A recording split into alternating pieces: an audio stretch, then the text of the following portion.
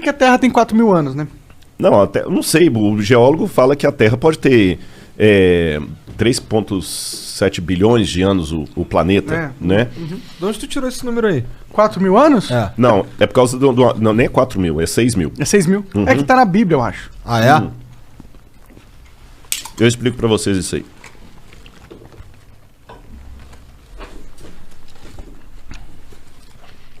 No Gênesis tem a idade dos patriarcas. Tanto fulano viveu tantos anos, tirou fulano, viveu tantos anos. Quando você faz aquela conta da idade dos patriarcas, mas há divergências, porque tem o Gênesis escrito em hebraico, tem uma versão dele para o grego que dá uma diferença nos números ali. Pequena, mas dá. Mas dá em torno de um pouco mais de 6 mil anos, desde aquele período ali até hoje. Números aproximados, tá bom? Aí o que acontece? Então a Terra tem 6 mil anos. Quando você cruza isso com o paleontólogo que fala assim, não, tem milhões de anos, isso que parece uma estupidez, uma tonteria, mas vamos com calma. Em primeiro lugar, a invenção da escrita. Se você pegar os primeiros livros que estudaram a invenção da escrita no século XIX, eles falavam que a escrita foi inventada em 5.000 a.C. Depois 4.000, 3.800, 6.500. Hoje, na melhor das hipóteses, a invenção da escrita é de 3.100 para cá. Você entendeu? Então, de história escrita mesmo, eu tenho em torno disso aí. Uhum. De história registrada. Escrita registrada. E esquece a Bíblia por enquanto, daqui a pouco eu vou na Bíblia. E as manchas na parede. Exatamente. Da caverna. Exatamente. Aí, o que vai daí para trás tem um pouco de especulação. Mas vamos devagar. Deixa eu falar da questão do crente. Teve um bispo chamado Asher, que ele fez as contas dele lá e ele colocou até a data e a hora da criação de Adão. Adão foi criado, acho que no dia 21 de outubro de 4004 a.C., 3 horas da tarde, de uma sexta-feira. Porra, o cara é foda. Aí muita gente pegou isso e popularizou e tudo mais, mas se você perguntar para o Rodrigo, é impossível saber um negócio desse. É impossível saber.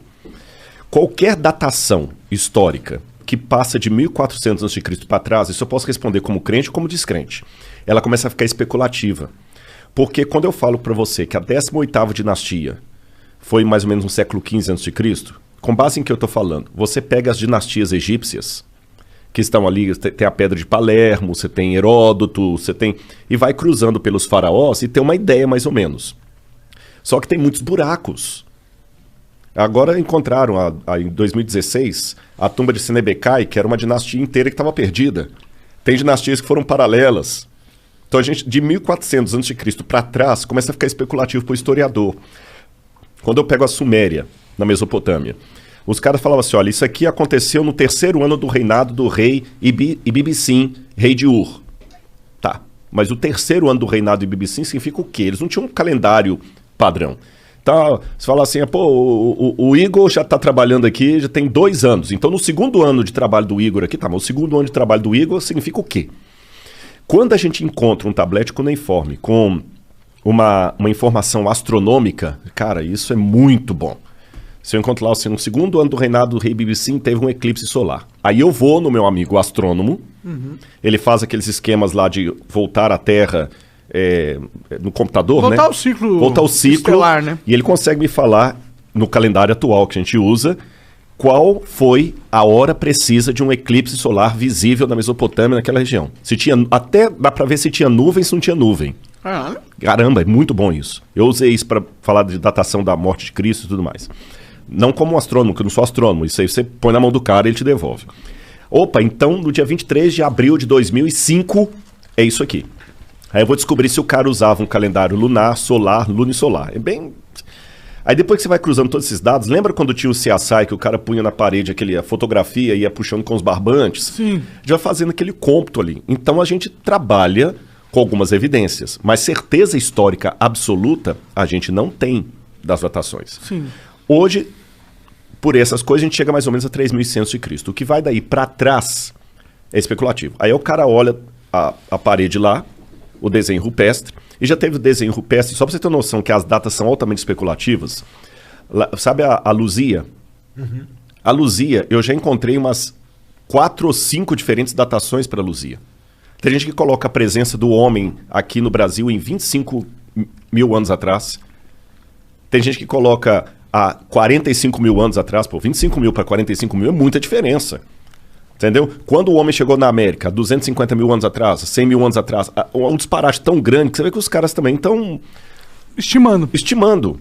Agora, se eu trabalhar com a ideia de que Deus pode ter criado e que Adão é uma figura histórica, eu posso ter colocado Adão um pouco antes ali do período do bronze. 4.000 a.C. aproximadamente. E a história que a Bíblia conta vai ser dali para adiante. E de Adão para trás? Aí que vem a questão. Daí você tem duas opções. Ou você pode trabalhar como o Teilhard de Chardin, que falava que Adão foi o primeiro exemplar do Homo sapiens sapiens. Ou eu posso trabalhar com a hipótese, e eu posso argumentar se vocês quiserem, que a história do Gênesis não é uma lorota, que Deus veio, que se Deus existe, basta para que o milagre aconteça, basta Deus existir e ser todo-poderoso. Ponto. Basta isso. Se ele resolveu criar o homem como a Terra falou, como a Bíblia falou, e eu posso entrar no mérito, mas não parece muito conto da carochinha, um casal de nudistas lá que a cobra falou, blá, blá, eu posso entrar nesse mérito se vocês quiserem. Se Deus criou aquilo ali, a história da Terra pode ter realmente 6 mil anos. Porque não existiu o Pithecanthropus erectus, o Homo ergaster, o Cro-Magnon.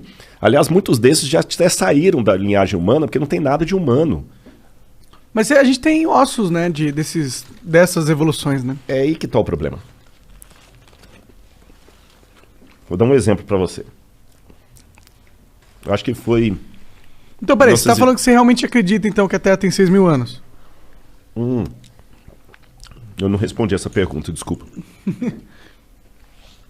Biblicamente, fala assim: no princípio criou Deus os céus e a terra. A terra, porém, era sem forma e vazia. Havia trevas sobre a face do abismo e o Espírito de Deus pairava sobre as águas. Então, ali em Gênesis capítulo 1, versículo 1, não fala quando Deus criou a terra. A terra já existia. Num estado sem forma e vazia, inclusive com água.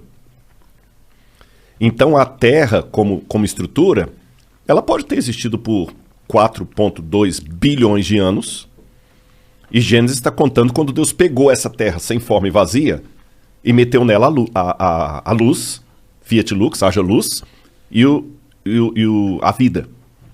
Mas a luz em que sentido? Porque o primeiro verso, Deus disse, haja luz, e houve luz. Mas a luz física? A luz fótons? física.